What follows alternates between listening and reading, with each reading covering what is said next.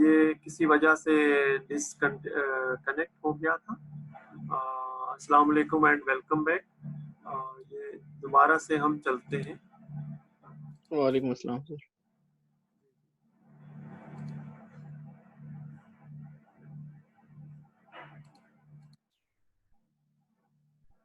यहाँ इस स्लाइड पे थे हम।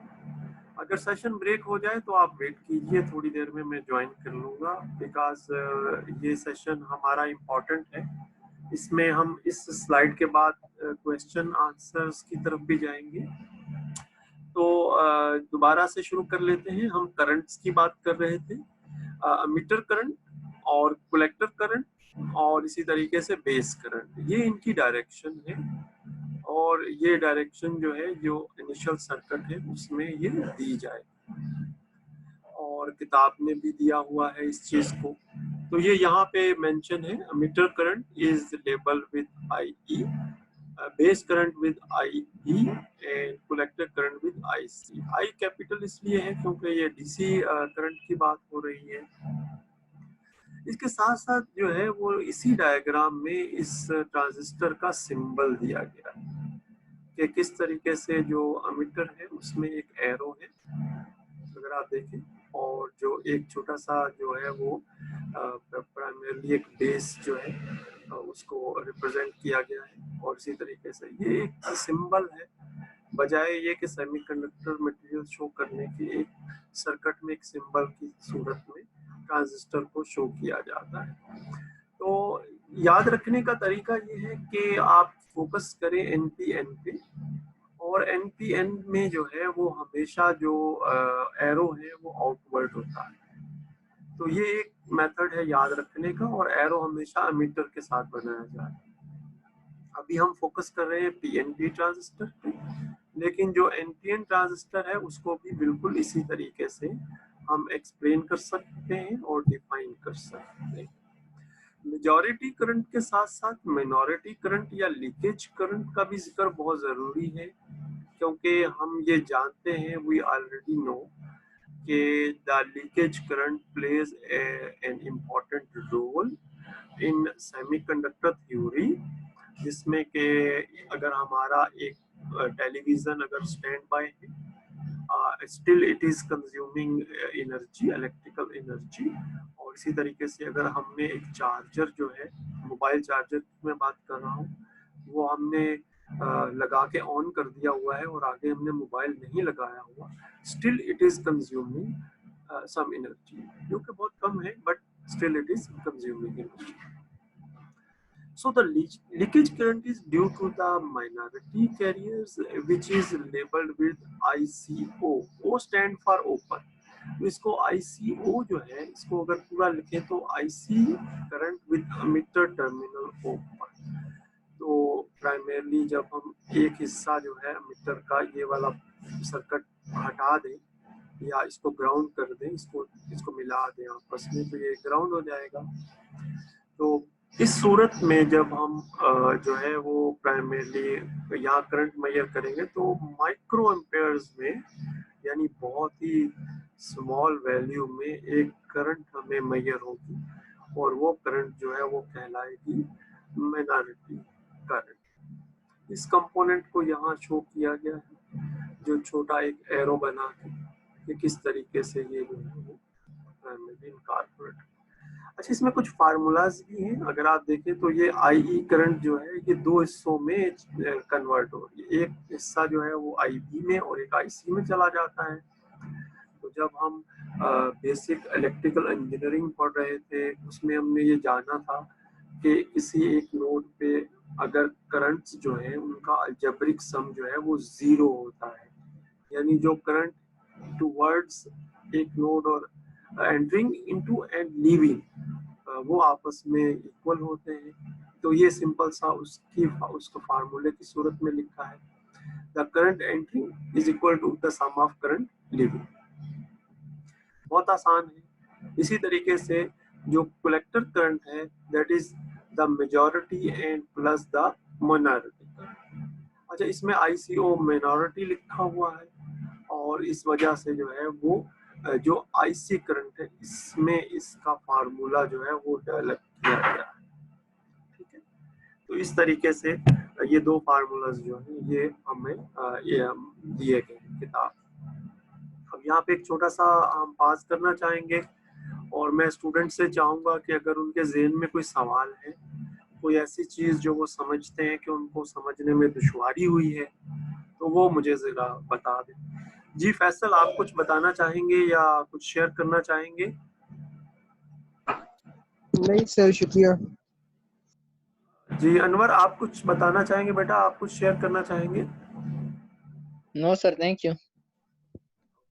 जी दिलावर, आप बताइए।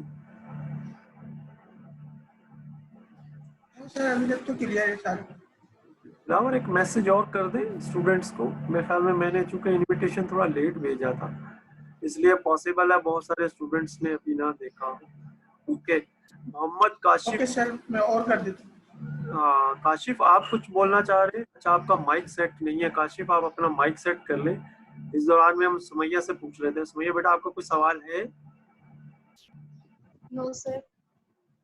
Thank you. अच्छा काशिफ, आप जरा अपना माइक सेट कर लें। माइक की कॉन्फ़िगरेशन आपकी कंप्लीट नहीं है, तो माइक को कॉन्फ़िगर कर लें और फिर हमसे बात करें। क्या आप टाइप भी कर सकते हैं चैट विंडो में?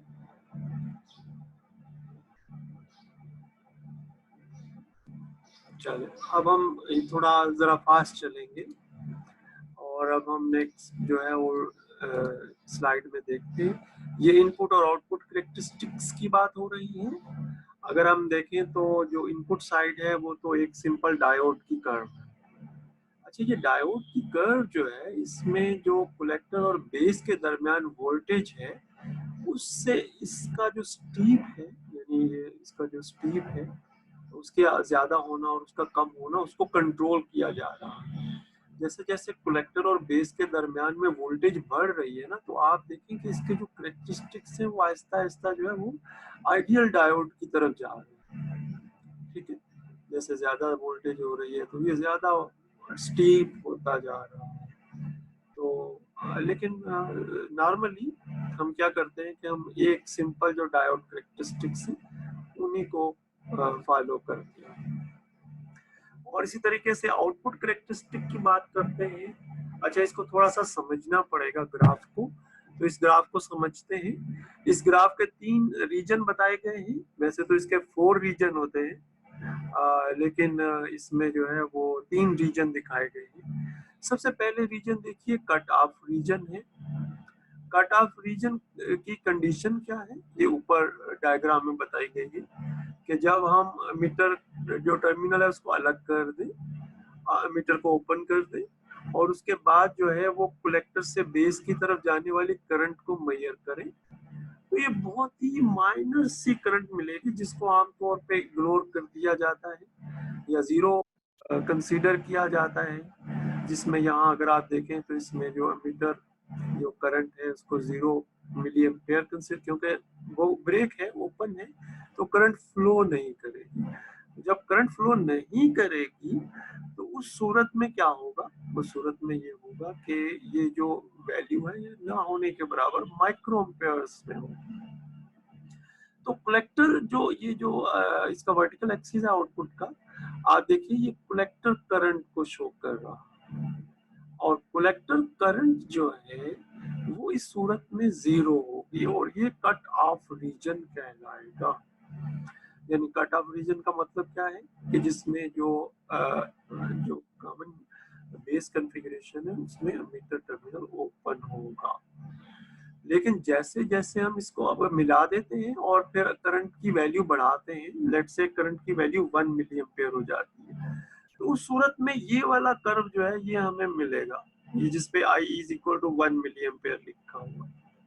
ये जो हिस्सा है ये स्टार्ट होगा 0 और -1 के दरमियान। अब ये जो एक्स एक्सिस है इसमें जरा नोट कीजिए, ये उस वोल्टेज की बात हो रही है जो कलेक्टर और बेस टर्मिनल के दरमियान में, यानी ये बेस टर्मिनल है और ये कलेक्टर है, इसके दरमियान में जो लगाया गया है। ज़ाहिर है ये वोल्टेज इसको 0 से वेरी कर सकते हैं, 0 होगा, 0 से कम भी हो सकता है, यानी पोलैरिटी चेंज कर दें उसकी। तो और इसी तरीके से ये रीजन सैचुरेशन रीजन कहलाता है। सैचुरेशन रीजन जो है ये ओमिक रीजन भी कहलाता है, क्योंकि इसमें एक रिलेशनशिप होता है V is equal to I R. इसमें जैसे जैसे आप जो है वो इंक्रीज करते हैं, करंट भी इंक्रीज होता है। तो चूंकि सैचुरेशन रीजन में ओहम्स लॉ जो है वो एप्लीकेबल होता है, तो इसलिए इसको आज जगहों पे ओमिक रीजन भी कहा गया है। तो इसमें जो है वो राइज होती है करंट जैसे ही वोल्टेज को बढ़ाया जाता है, लेकिन ये राइज जो है ये फिर आगे जाके कांस्टेंट हो जाती है। तो जैसे ये 1 मिली एम्पेयर का केस है, तो 1 मिली एम्पेयर के केस में अगर आप देखें तो ये बिल्कुल स्ट्रेट लाइन बन जाती है। इस स्ट्रेट लाइन में अगर आप देखें तो जो वोल्टेज कलेक्टर बेस के दरमियान है, अगर वो 0 से लेके हम बढ़ाते चले जाएं 10 वोल्ट्स, 20 वोल्ट्स, 30 वोल्ट्स और इवन 40 वोल्ट्स पे भी हम कह सकते हैं कि अप्रोक्सीमेटली जो करंट की वैल्यू है वो 1 मिली एम्पेयर है। जो इसको अगर सीधा थोड़ा सा मिला लें तो कलेक्टर करंट के साथ मिल जाएगा और उस पे 1 लिखा हुआ है। तो इसका मतलब ये हुआ कि एमिटर करंट जो है वो कलेक्टर करंट के इक्वल होगी अप्रोक्सीमेटली। ठीक है, और इसके बाद आगे जो ये रीजन आ रहा है, ये रीजन जो है ये फिर ब्रेकडाउन रीजन बन जाता है। इस ब्रेकडाउन रीजन में एक रीजन नेगेटिव रेजिस्टेंस रीजन भी आता है, जो हमने जीनर डायोड में जो है जिसके बारे में था, लेकिन उसको अभी हम डिस्कस नहीं कर रहे हैं। जैसे ही हम करंट की वैल्यू बढ़ाते हैं 2 मिली एम्पेयर कर देते हैं, तो इसके साथ जो है ना ये इसमें एक थोड़ा सा इंक्रीज आ जाता है। अब ये जो है ये वाली लाइन नहीं बल्कि इससे ऊपर वाली लाइन हमें मिलेगी। इस तरीके से जैसे जैसे हम जो करंट मीटर करंट है उसकी वैल्यू बढ़ाते जाएंगे, हमें जो है वो ये कर्व ऊपर चलती चली जाएगी। इवन अगर आप देखें तो यहाँ 7 मिली एम्पेयर तक है, और इसको अगर हम सीधा मिला दें वर्टिकल एक्सिस के ऊपर, वाई एक्सिस के ऊपर, तो तकरीबन 7 को ये कट करेगी और हमारा आंसर कलेक्टर करंट के हिसाब से 7 होगा। तो इस तरीके से आउटपुट करेक्टरिस्टिक्स हैं ये थोड़े से मुख्तलिफ हैं जो डायोड के करेक्टरिस्टिक्स हैं, क्योंकि डायोड का तो सिंपल ये वाला करेक्टरिस्टिक्स जो लेफ्ट साइड में, तो ये जो राइट जब हम ऑसिलोस्कोप यूज करेंगे तो इसमें हमें एक लाइन जो है वो नजर आएगी, तो एक लाइन हमें नजर आएगी। अच्छा, ये हम अभी एग्जांपल में भी यूज करेंगे इसे। ये चीज एक्टिव रीजन कहलाएगी। आगे चलते हैं तो जो इनपुट हमारे पास कर्व है उसमें अप्रोक्सीमेशन, जैसे डायोड की अप्रोक्सीमेशन है वो हम यूज कर सकते हैं। आप देखें ये पीसवाइज लीनियर मॉडल है, ये अप्रोक्सीमेट मॉडल है, और ये उसका जो एक्चुअल मॉडल है जिसको शॉकली मॉडल भी कह सकते हैं आप। अच्छा, इसमें दो अप्रोक्सीमेशन आमतौर पे यूज की जाती हैं। एक ये कि जो मीटर करंट है और कलेक्टर करंट का रिलेशनशिप अप्रोक्सीमेट है, और इसी तरीके से VB is equal to 0.7 volt, ये जो राइट साइड में हमें नजर आ रहा है 0.7 वोल्ट पे अप्रोक्सीमेशन है। सो ये इनपुट अप्रोक्सीमेट कैरेक्टरिस्टिक्स है। अब हम आगे चलेंगे, ये एक छोटी सी एग्जांपल करेंगे। इस एग्जांपल को पहले समझते हैं कि यूजिंग द फिगर 3.8, ये जो कैरेक्टरिस्टिक्स है, determine the resulting collector current if the IE is 3 milliampere and VCB is 10 volt। तो अगर हम इस कैरेक्टरिस्टिक्स में देखें तो VCB जो है वो एक्स एक्सिस पे 10 वोल्ट को मार्क कर लिया। इसके बाद जो है वो गिवन है I is 3 milliampere, I 3 milliampere यहाँ पे, क्योंकि ये I is equal to 0, I is equal to 1, I is equal to 2, I is equal to 3, तो 3 यहाँ पे है।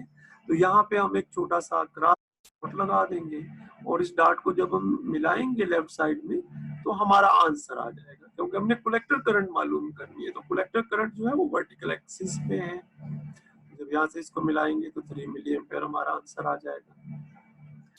तो सोल्यूशन में draw a vertical line at VCB 10 volts and draw a small circle at IE 3 milliampere। ये circle छोटा सा हमने ड्रॉ कर दिया। And no because IC is approximately equal to IE, ये हमने फार्मूला थोड़ी देर पहले देखा. So the value is given 3 milliampere, so collector current is 3 milliampere. तो ये तो बहुत आसानी से हम मालूम कर सकते हैं. तो इसका मतलब है कि एक्टिव रीजन में VCB कुछ भी हो, जो भी एमिटर करंट होगी वही कलेक्टर करंट होगी. अच्छा, इसी सवाल को पार्ट बी में उन्होंने कहा 2 वोल्ट पे मालूम करें. तो हमने पहले लाइन भी, पहले पार्ट की भी लाइन रखी है और दूसरे पार्ट की भी लाइन 2 वोल्ट पे VCB is equal to 2 volt पे लाइन ड्रा कर दी. और आप देखें कि आंसर बिल्कुल सेम, 3 मिलीएम्पियर, आंसर वही है. तो इस लाइन के ऊपर जो एक्टिव रीजन है इसमें आंसर सेम होगा.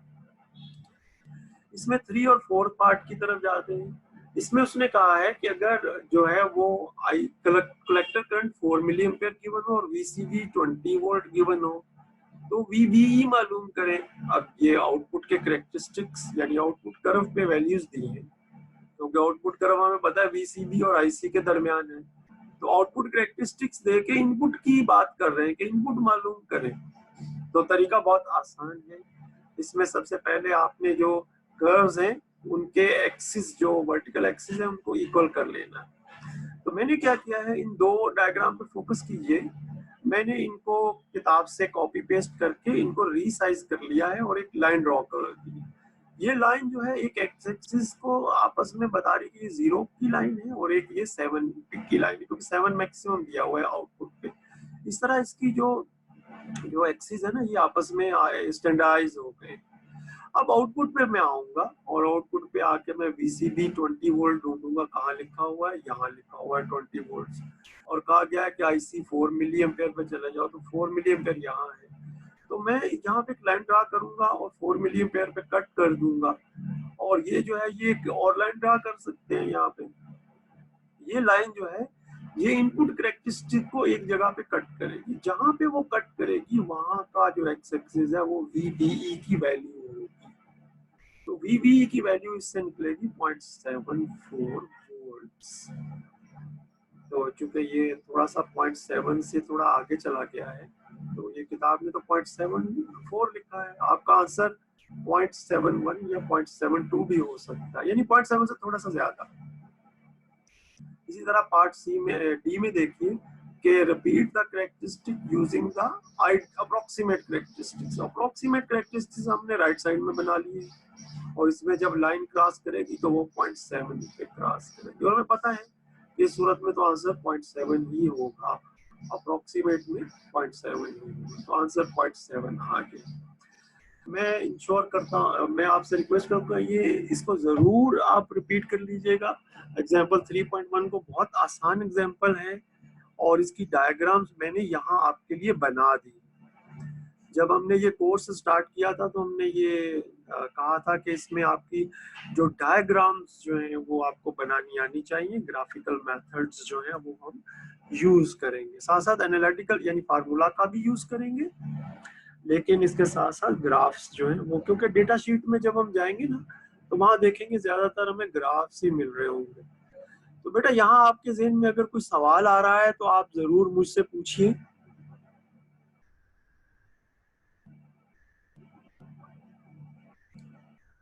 जी, एनी क्वेश्चन? काशिफ आपका सही है सर. चलें आगे चलते हैं. ओके, इसके साथ गेन पैरामीटर्स हैं. अच्छा, ये थोड़े से फार्मूलाज ही हैं. सबसे पहला जो पैरामीटर है वो कहलाता है अल्फा. अल्फा की वैल्यू DC में और AC में यानी दोनों मोड्स में डिफाइन है. और ये कुछ भी नहीं है, एक छोटी सी रेशो है. रेशो क्या है? कलेक्टर करंट और एमिटर करंट की आपस में रेशो, ये कहलाती है अल्फा. और ये DC में भी होती है और AC में भी होती है. और AC में थोड़ी सी कंडीशन है कि आपने जो वोल्टेज अक्रॉस कलेक्टर बेस है इसको कांस्टेंट रखना है, क्योंकि अगर आप इसको चेंज करेंगे तो आपने देखा था कि वो जो कर्व का स्टीप है ना, कर्व स्टीप हो जाती है इनपुट साइड. तो अगर हम देखें तो ये रेशो जो है ये अल्फा कहलाती है और ये गेन होता है. आमतौर पे इसको हम 1 ले लेते हैं कॉमन बेस में, लेकिन प्रैक्टिकली इसकी वैल्यू 0.9 और 1 के दरमियान होती है. अच्छा, इसमें अगर आप देखें तो एक नया रिलेशन बन रहा है कि IC is equal to alpha IE. अगर IE को दूसरी तरफ ले जाए तो ये जो है ये यहाँ फार्मूला लिख दिया। और अगर इसमें हम ऐड करें माइनॉरिटी जो कैरियर्स है उनका इम्पैक्ट, तो ये वाला फार्मूला ड्राइव बनता है। तो हम आमतौर पे ऊपर वाला फार्मूला जो अप्रोक्सीमेशन है उसी को यूज करते हैं, यानी इसी से जो फार्मूला ड्राइव है। जो एसी मोड है, एसी मोड में हमें पता है कि ये चीजें चेंज हो रही होती हैं, क्योंकि लोड लाइन हमने डायोड में देखा था कि जब एसी वोल्टेज आ जाते हैं तो लोड लाइन जो है उस पर क्यू पॉइंट मूव करता है। तो क्यू पॉइंट मूव करेगा तो करंट भी चेंज होगी। तो करंट जब चेंज होगी तो उसमें जो वेरिएशन है उसको रिकॉर्ड करेंगे और वेरिएशन का रेशियो लेंगे। और इसने लिखा है कि typically these two values are equal, DC और एसी अल्फा, यानी 1 ही लेंगे आम के तमाम केसेस। तो ये बहुत आसान है, ये बहुत इजी है। इसके बाद ये जो है ट्रांजिस्टर और उसकी जो कॉन्फ़िगरेशंस हैं, कॉन्फ़िगरेशंस क्या है, जो स्टैंडर्ड यूज है ट्रांजिस्टर का, कैसे करें। सबसे पहले इस पे फोकस कीजिए।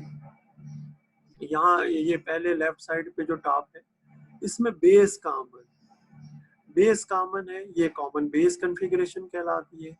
इसमें पीएनपी ट्रांजिस्टर और एनपीएन ट्रांजिस्टर दोनों चीजों को दिखाया गया है। बेस कॉमन है इनपुट साइड पे और आउटपुट साइड। लेकिन अगर एमिटर कॉमन हो, यानी एमिटर जो है वो इनपुट साइड पे कॉमन हो, अगर इस तरफ से देखेंगे तो इनपुट साइड है, इस तरफ से देखेंगे तो आउटपुट साइड है।